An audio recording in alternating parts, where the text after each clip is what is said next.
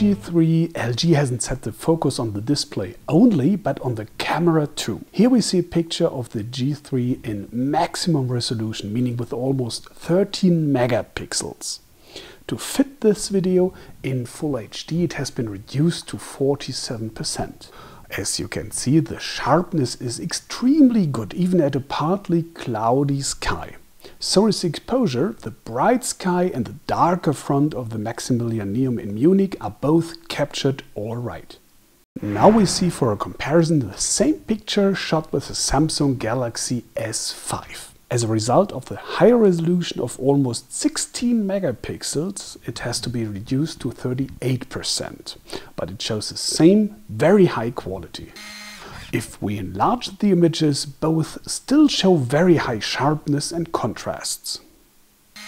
Even on 5 and 6 times enlargement you can detect small differences only. The picture of the G3 above is just a little brighter, so you can see a few more details on the face of the statue. The higher pixel grain is a result of the higher enlargement factor. In the upper left corner you find a little more sharpness on the G3 image at identical enlargement. The details of the relief are captured more precisely here.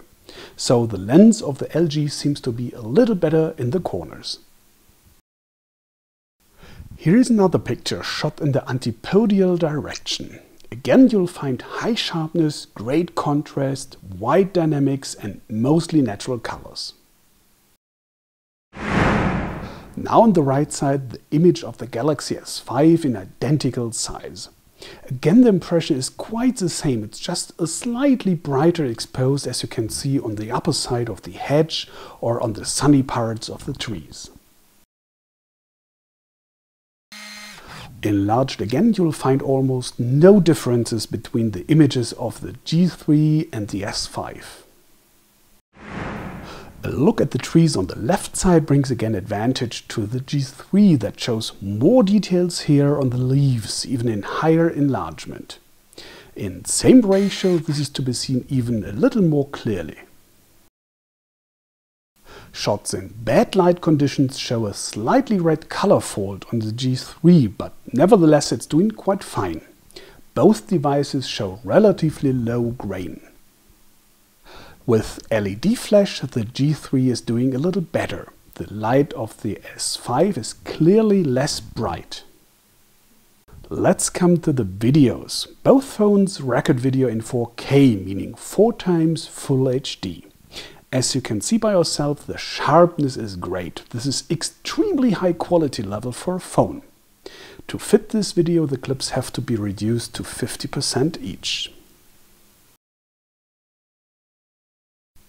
Now let's compare this to the S5 on the right side.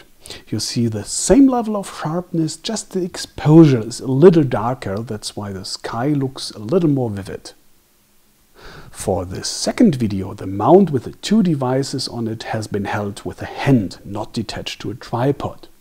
Both devices have a stabilizer, but the optical one of the LG on top is doing way better than the digital one of the Samsung below.